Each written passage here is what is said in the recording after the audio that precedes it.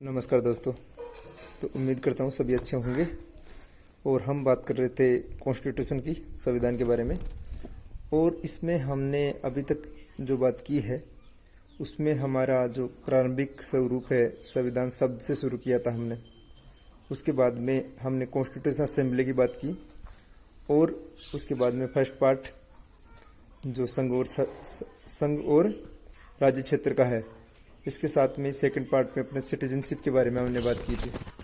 आज हम बात करेंगे थर्ड पार्ट। वो थर्ड पार्ट में जो मुख्य चीज़ है वो है फंडामेंटल राइट, मूल अधिकार। अब इसमें क्या है कि जो फंडामेंटल राइट है ना अपने, ये अनेक परिस्थितियों से प्रभावित है।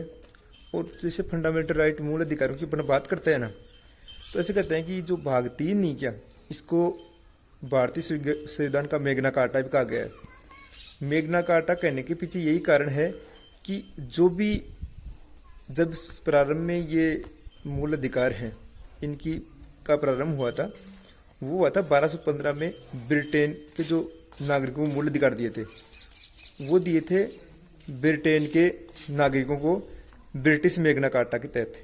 ठीक है, उस मैग्ना कार्टा के तहत सबसे पहले अच्छा सोर्स माना जाता है वो प्रारंभ में, वहाँ से शुरू हुए थे अधिकार, मूल अधिकार। उसके बाद में हमने जो हमारे मूल अधिकार लिए हैं वो अमेरिका के संविधान से प्रभावित होकर लिए हैं। अमेरिका के संविधान में आप वहाँ के संविधान से प्रभावित होकर लिए। और प्रारंभ में इनकी संख्या 7 थी, वर्तमान में इनकी संख्या 6 है। ठीक है, अब जो भाग 3 है, नहीं, ये भाग 3 अपना शुरू होता है किससे? ये शुरू होता है आर्टिकल 12 से लेकर 35 तक। तो हम शुरू वाले आर्टिकल की बात करते हैं। आर्टिकल 12 में क्या है? तो आर्टिकल 12 जो 12 है, इसमें है राज्य की परिभाषा, डेफिनेशन ऑफ स्टेट।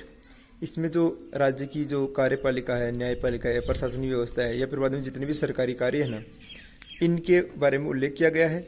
और इसके साथ में आपको पता है कि राज्य 4 तत्वों से मिलकर बना होता है, जिसमें आपकी भूमि आ जाएगी, जनसंख्या आ जाएगी, साथ में सरकार आ जाएगी, संप्रभुता आ जाएगी। इन तत्वों से मिलकर बना होता है। और जो सरकारी चीज़ों को रिप्रेजेंट करती है ना, वो उसका उल्लेख आर्टिकल 12 में है। उसके बाद में बात करते हैं आर्टिकल 13। आर्टिकल 13 न्यायिक समीक्षा की बात करता है, या फिर बाद में जो भी नई विधि बनेगी वो क्या है, वो संविधान में लिखे हुए कानूनों के अनुरूप ही होगी। और अगर उसके अनुरूप नहीं होगी तो सुप्रीम कोर्ट उसको क्या कर देगा? डिस्ट्रॉय कर देगा। अब बात करते हैं जो मुख्य रूप से हमारे जो कितने अधिकार हैं। प्रारंभ में 7 अधिकार थे। कौन कौन से 7 अधिकार? प्रारंभ में हमारे पास थे समानता का अधिकार, स्वतंत्रता का अधिकार, शोषण के विरुद्ध अधिकार, ठीक है, धार्मिक शिक्षा का अधिकार, शिक्षा और संस्कृति का अधिकार, और साथ में हमारे पास संपत्ति का अधिकार, और लास्ट वाला नहीं क्या, वो था संवैधानिक उपचारों का अधिकार। ठीक है, अब इसमें जो आज हम बात करेंगे वो बात करेंगे समानता के अधिकार के बारे में। ठीक है, समानता का अधिकार का उल्लेख है आर्टिकल 14 से लेकर आर्टिकल 18 तक। आर्टिकल 14 ये कहता है कि जो विधि के समक्ष समानता की बात करता है। विधि के समक्ष समानता कैसे?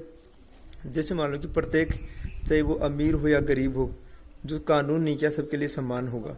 ठीक है, विधि के समक्ष समान, जो भी संसद कानून बनाएगी वो सभी व्यक्तियों के लिए बनाएगी, चाहे वो मतलब एलिट वर्ग हो, चाहे बीपीएल का व्यक्ति हो, चाहे अंबानी हो, सभी के लिए समान रूप से कार्य करेगा, समान रूप से लागू होगा। और इसका उल्लेख है आर्टिकल 14 में। ठीक है, आर्टिकल 15 में है आपका जन्म स्थान, ठीक है, धर्म, भाषा और क्षेत्र के आधार पर आपको साथ भेदभाव नहीं किया जाएगा।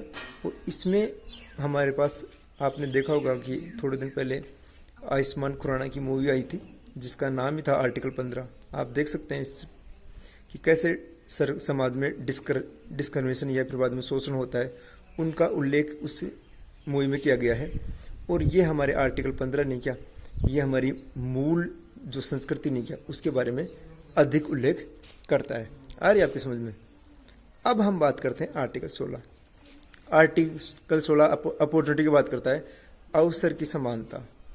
अवसर की समानता में जैसे मान लो कि जो इंडियन सिटीजन है और जो भी योग्यता रखता है, जैसे मान लो कोई भी यूपीएससी की वैकेंसी निकली है, उसमें मतलब जो भी योग्य है ना, उनको सबको अवसर दिया जाएगा।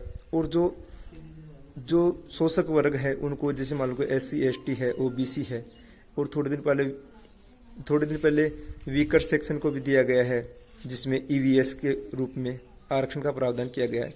इसका संबंध क्या है, किससे है?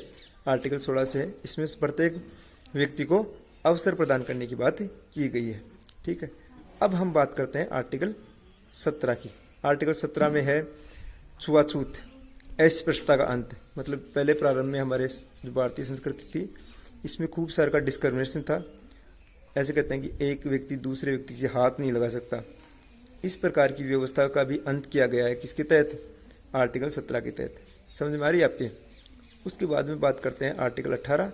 आर्टिकल 18 में बात की गई है उपाधियों के अंत के बारे में। उपाधियों के अंत के बारे में कैसे बात की गई है कि अब वर्तमान में शिक्षा और सेना में जो उपाधि दी जाएगी ना, वो उपाधि नहीं मानी जाएगी, वो सम्मान माना जाएगा। और किसी भी, जैसे पहले महाराजा की उपाधि थी, नेट की उपाधि थी, साथ में केसरी हिंद की उपाधि थी, और बड़े बड़े महाराजा होते थे ना, उनको उपाधि दी गई थी। उन उपाधियों के सभी का अंत कर दिया गया है। किसके तहत?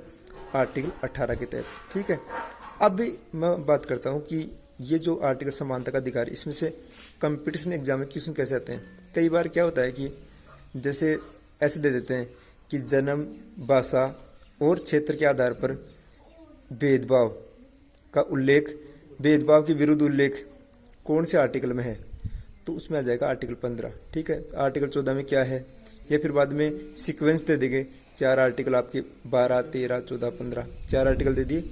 इनमें जिनका उल्लेख है ना, उनके दे देगा, और उसके साथ में आगे इनमें जो क्या उल्लेख है उनको आपको सिरे से जताना पड़ेगा कि ए में क्या है। आपको मिलान करने वाले क्वेश्चन आ जाएंगे। आजकल डायरेक्ट क्वेश्चन नहीं आते हैं कि 16 में क्या है, आजकल ऐसे क्वेश्चन आते हैं कि मिलान कीजिए, उसके बाद में चार इधर आएंगे आर्टिकल आ जाएंगे, और 4 उन आर्टिकलों में क्या है, फिर बाद में उनको क्या नाम सीक्वेंस से आपको जताना पड़ेगा। ऐसे क्वेश्चन आते हैं। इसके साथ में आपके जो मेग्ना कार्टा के बारे में क्वेश्चन आ सकता है कि मेग्ना कार्टा क्या है। ठीक है, या फिर ऐसे क्वेश्चन आ सकता है कि कौन से भाग को भारतीय संविधान का मेग्ना कार्टा कहा गया है, तो वो आ जाएगा भाग 3। आपने इतनी ध्यान से सुना, और आगे भी हम छोटे छोटे वीडियो के माध्यम से आपको संविधान की, संपूर्ण संविधान को समझाने का प्रयास करेंगे। आप अपना प्यार यूं ही बरकरार रखिए, और आगे हम नई वीडियो मिलेंगे। धन्यवाद। जय हिंद।